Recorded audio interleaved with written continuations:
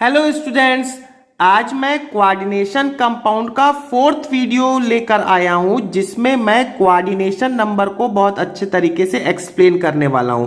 तो स्टूडेंट्स, आपको यदि कोऑर्डिनेशन नंबर समझना है तो इसके पहले मतलब पार्ट 1, पार्ट 2 और पार्ट 3 आपको इस चैप्टर का देखना जरूरी है, तभी आपको कोऑर्डिनेशन नंबर बहुत अच्छे तरीके से समझ में आएगा। फिर भी मैं आपको समझाने की कोशिश करता हूं इस वीडियो में कि आखिर कोऑर्डिनेशन नंबर होता क्या है। बहुत सिंपल है, इसको हिंदी में हम बोलते हैं समन्वयन संख्या। तो हिंदी मीडियम के स्टूडेंट्स इसको बहुत अच्छे से सुन ले, समन्वयन संख्या कोऑर्डिनेशन नंबर। तो स्टूडेंट्स, आपको कोऑर्डिनेशन कंपाउंड्स के बारे में थोड़ा सा आइडिया लग चुका है अब तक। मैं ये समझता हूं कि जैसे सपोज मैं आपको एग्जांपल बोलता हूं कि मेरे पास में एक कंपाउंड है K4FeCN और ये 6, ये मैंने ऐसा कोई कंपाउंड लिखा है। तो ये स्क्वायर ब्रैकेट वाले जो भी कंपाउंड होते हैं उसको हम कॉम्प्लेक्स कंपाउंड बोलते हैं या कोऑर्डिनेशन कंपाउंड बोलते हैं। ऐसा इसलिए बोलते हैं क्योंकि ये जो CN होता है वो Fe के चारों ओर सराउंडेड होता है और जो ये CN होता है वो Fe के साथ में कोऑर्डिनेट बॉन्ड बनाता है स्टूडेंट्स। अब इस चैप्टर में ऐसे आपको हजारों कंपाउंड्स मिलेंगे। तो इस चैप्टर में ये जो Fe है उसको मैंने एक जनरल नाम दे दिया, सेंट्रल मेटल आयन, क्योंकि इस कंपाउंड का, इस यौगिक का जो सेंट्रल होता है, जो केंद्रीय परमाणु होता है, वो ये मेटल होता है जो स्क्वायर ब्रैकेट का जस्ट बाद लिखा जाता है।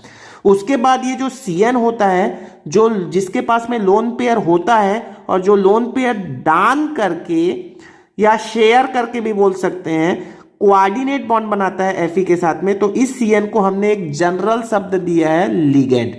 मतलब लिगेंड वो होते हैं जो लोन पेयर, जिनके पास में लोन पेयर ऑफ इलेक्ट्रॉन होते हैं और वो जो साझा कर सकते हैं। ठीक है, अब डेफिनेशन कोऑर्डिनेशन नंबर का क्या होता है।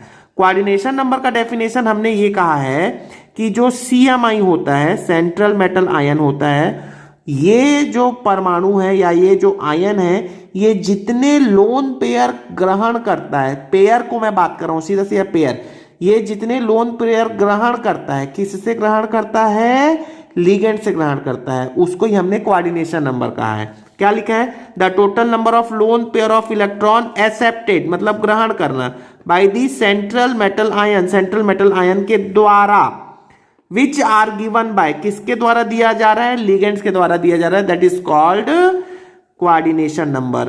तो मतलब एक्चुअली में कोऑर्डिनेशन नंबर क्या है बच्चों, कि ये जो Fe के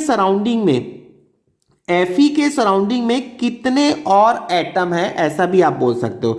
क्योंकि यहां पर देखो, कोई ना कोई एक एटम है जिसके पास में लोन पेयर है जो Fe को देगा, तो भैया वो उसके सराउंडिंग में ही होगा ना, उसके बगल में ही तो होगा। जैसे मैं यहां पर बोलता हूं कि कार्बन ने अपना लोन पेयर दिया किसको, आयरन को, तो भैया कार्बन और आयरन बगल बगल में ही तो होंगे। तो मैं ये भी बोल सकता हूं कोऑर्डिनेशन नंबर को और अच्छे तरीके से यदि समझना है तो CMI के सराउंडिंग में कितने एटम हैं। क्लियर हो गया बात। चलिए अब बहुत ही सिंपल है कि आखिर कोऑर्डिनेशन नंबर को हम कैसे कैलकुलेट करते हैं। तो देखिएगा, मैंने स्टूडेंट्स आगे लिख रखा है, during the calculation of coordination number bidentate ligand. अब बाइडेंटेड लिगेंड क्या होते हैं, ऐसे लिगेंड होते हैं जिसके पास दो डोनर एटम होते हैं। अब दो देने वाले एटम होंगे तो CMI के सराउंडिंग में दो एटम आ जाएंगे। ठीक है, तो bidentate ligand should be counted as 2, bidentate ligands के लिए 2, ट्राइडेंटेड लिगेंड्स के लिए 3, और इस तरीके से कैलकुलेट करना है। मतलब मोनोडेंटेड लिगेंड्स के लिए आपके पास में कितने लोन पेयर होंगे, कितने एटम होंगे, एक एटम होंगे, तो एक एटम एक ही लोन पेयर डोनेट करेगा। तो चलिए यहाँ पे कुछ एग्जांपल है और उसके लिए हम कोऑर्डिनेशन नंबर ज्ञात करते हैं, फाइंड आउट करते हैं। कोऑर्डिनेशन नंबर को मैं अभी CN बोल दिया। तो स्टूडेंट्स, इसके लिए आपको बहुत क्लियरली ये पता होना चाहिए कि monodentate ligand, bidentate ligand, ट्राइडेंटेड ligand क्या होते हैं। ठीक है, अब यहां पर देखिए, यहां पर ये है CMI, central metal ion Ag, ठीक है, और यहां पर है अमोनिया। अब अमोनिया एक मोनोडेंटेड लिगेंड है, अमोनिया के पास में एक ही लोन पेयर है। अब ये अमोनिया कितने बार जुड़ा है, 2 बार। यहां पर देखो ब्रैकेट के बाद मैंने 2 लिखा है, मतलब Ag के सराउंडिंग में कितने अमोनिया के एटम होंगे? 2 एटम होंगे, 2 ग्रुप होंगे। मतलब Ag के सराउंडिंग में 2 कोऑर्डिनेट बॉन्ड बनेंगे, जिसको हमने कोऑर्डिनेशन नंबर 2 कहा दिया। या ये भी बोल सकते हैं Ag कितने लोन पेयर ग्रहण कर रहा है? तो 2 लोन पेयर ग्रहण कर रहा है। ठीक है, अब देखिएगा निकिल के लिए, निकिल के सराउंडिंग में कितने कार्बन मोनोऑक्साइड है, जिसको हम इस चैप्टर में कार्बोनिल ग्रुप कहने वाले हैं। तो कार्बन मोनोऑक्साइड बोल सकते हैं, ये जो CO है उसके पास कितने लोन पेयर है दान करने के लिए? 1 लोन पेयर है। ये एक मोनोडेंटेड लिगेंड है। कौन? ये एक मोनोडेंटेड लिगेंड है। तो मोनोडेंटेड लिगेंड कितने बार जुड़ा है बच्चों? 4 बार जुड़ा है। तो एक जो है वो एक बार 1 लोन पेयर डोनेट करेगा, तो 4 जो है वो 4 लोन पेयर डोनेट करेगा।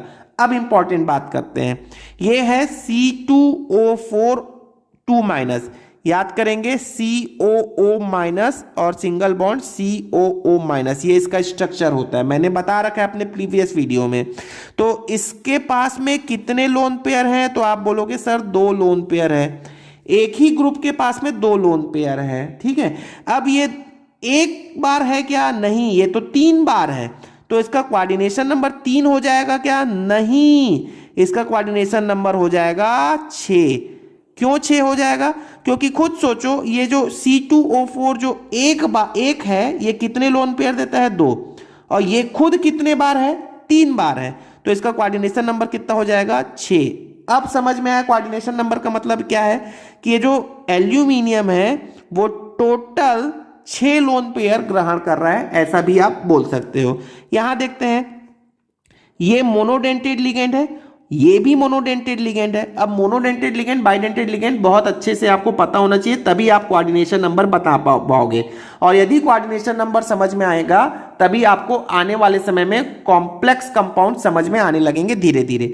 तो यहां देखते हैं, यहां पर ये मोनोडेंटेड लिगेंड है, मतलब एक अमोनिया 1 लोन पेयर देगा। तो यहां पर अमोनिया है 5 बार, तो 5 लोन पेयर देगा। और NO2 कितने बार है स्टूडेंट्स? NO2 एक ही बार है, मतलब ये भी मोनोडेंटेड लिगेंड है लेकिन 1 बार है, ये मोनोडेंटेड लिगेंड है लेकिन 5 बार है। तो टोटल कितने कोऑर्डिनेशन नंबर हो जाएंगे? 6 हो जाएंगे।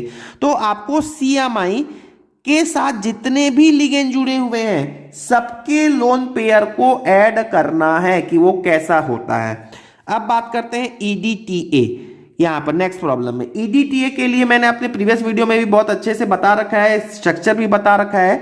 EDTA होता है इथिलीन डाइएमीन टेट्राएसीटेट, और ये कितने बार जुड़ा है स्टूडेंट? 1 बार जुड़ा है। अब एक EDTA कितना लोन पेयर देता है? 6 लोन पेयर देता है। एक EDTA कितना लोन पेयर देता है? 6 लोन पेयर देता है। ये खुद कितने बार जुड़ा हुआ है? 1 बार जुड़ा है। तो ये इसका कोऑर्डिनेशन नंबर क्या हो जाएगा? 6 हो जाएगा। अब मैं आपको एक सिंपल सा एक बात कॉन्सेप्ट क्लियर करने के लिए बोलता हूं। यदि यहां पर EDTA 2 लिखा होता, EDTA ब्रैकेट के बाहर 2 लिखा होता, तो कोऑर्डिनेशन नंबर कितना हो जाता? 12 हो जाता। हालांकि ये संभव नहीं है, गलत है, लेकिन मैं आपको एक कॉन्सेप्ट क्लियर करने के लिए एक बात कह रहा हूं। तो आपको यह समझना है कि वो मोनोडेंटेड है कि बाइडेंटेड है कि ट्राइडेंटेड है, और वो कितना लोन पेयर डोनेट कर रहा है। जितना वो डोनेट करेगा उतना ही CMI एक्सेप्ट करेगा। अब यहां पर देखो, Cr के साथ में En होल ट्वाइस लिखा है। अब En क्या होता है? Ethane 1,2 diamine. याद करो, मैंने En के बारे में पहले भी बता रखा है। En जो होता है, En को हम बोलते हैं इथेन, देख लेते हैं स्टूडेंट्स, इथेन 1,2 डाइएमीन। ठीक है, ये सब चीजें आपको धीरे धीरे याद करनी होंगी। अब इथेन 1,2 डाइएमीन का स्ट्रक्चर भी मैं बता देता हूं।